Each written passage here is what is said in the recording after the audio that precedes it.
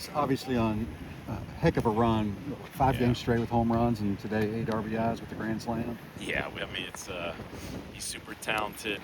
It's just fun to see him get better after a really good freshman year. You always caution these guys. You know, you haven't arrived. You got to get better, and but he's done that since the day he showed up. You know, he wanted to get better defensively, all the way around as a player, to make that jump. We say it a lot. Sophomores in our program seem to explode. It's hard to explode after you have a really good freshman year, but yeah, he's exploded. How much of it is his focus and his work ethic that allows him to continue, playing like this? It's a really nice combination. Obviously, there's super talent there. So thank mom and dad for the genes you have. There's a work ethic there. There's no entitlement, and then there's just a perfect personality for baseball. Don't take this too serious. Don't get too high. It's a game. It's not life or death. You love the game. You work hard at the game, but just that joy he has of just playing the game like a kid. And I think he had fun running out there pitching his first time to get on the mound. Not 100% comfortable, but hopefully he can learn from because you see the talent. I mean, it's elite talent on the mound as well. And like we say, just get us an out, 2 outs, and 3 outs. I mean, you know, we're not going to run them out there for extended periods of time, but just to help our pitching staff. Make you a little nervous, come back or at the mound a little bit? Does that, put your heart in your throat for a minute, or not too worried No, about it? I'm more upset he didn't make the play. Because he's one of our better infielders. But no, that's part of the game. I mean, every time you step in the batter's box, and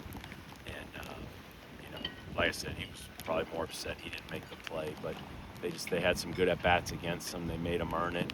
But it was good that he had to fight through a little bit, struggled, made some good pitches.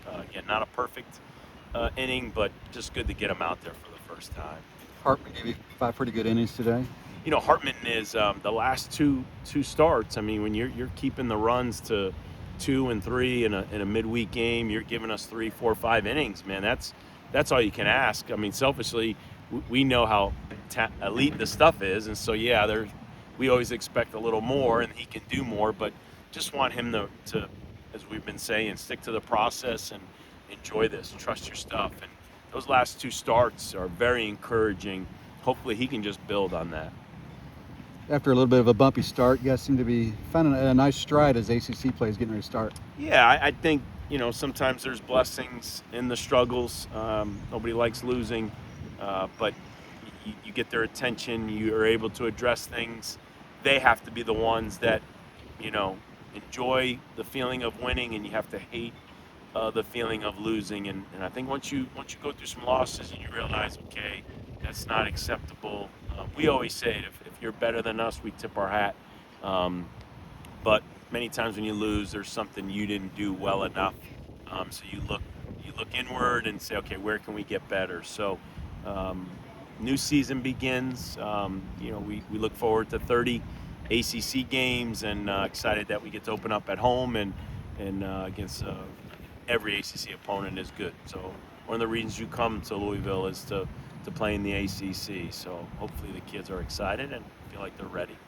You've gotten through this kind of early season portion of the schedule and do turn to the ACC. Do you kind of feel like you've learned a lot about your lineup and your pitching in terms of like who you like where, going into having like a mostly everyday type of lineup? I mean, I feel good to this point because Zion was out. We had to play several guys. So we go 5, 6 deep now in our outfield. We got options. Alex was out with the flu. Well, we got to play another young freshman. Caden has come back, and now that gives us another infielder at first. So, yeah, I feel as a coach as prepared as you could be. But it's a long year. And when you look back to last year's, just from weekend rotation to pitching staff to who's in the lineup, nothing's set in stone for the next 10 weeks, but feel good where we're at, and probably mostly feel good about the depth on our pitching staff. We've got a lot of guys that done okay, maybe not great.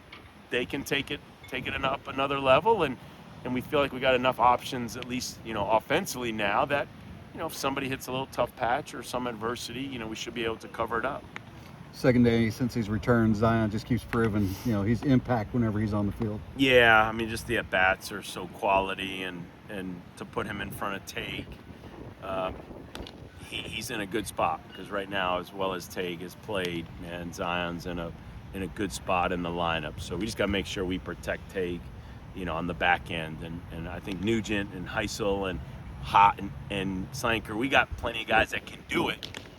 So, just try to keep this lineup going, keep these hitters going, and hopefully always have enough, that can pick you up in a game.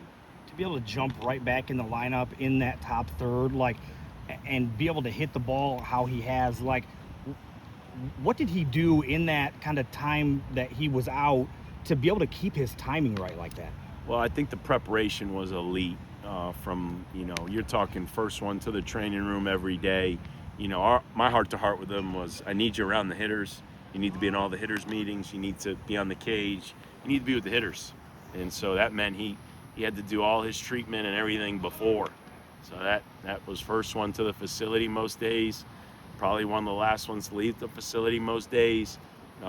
Anything we were cleared to do, standing in on bullpens, just being in the game, talking to the hitters, you name it. I think, you got to see Matt Klein go through a little of it last year. I challenged him right out of the chute, and man, he responded. So, but I just challenged him because I wanted him to help the offense. I knew he was going to be ready when his time was called. And as we talk about it, just like we did yesterday, his preparation is elite. I mean, we say be professional all the time, and two words that sound easy, they're not easy. To be professional is it's the center 100% in the middle of your routine and your lifestyle, and everything you're doing is catered to how can I be my best. And it's a blessing that other players get to see how he prepares to play this game. Awesome. Great. Appreciate it.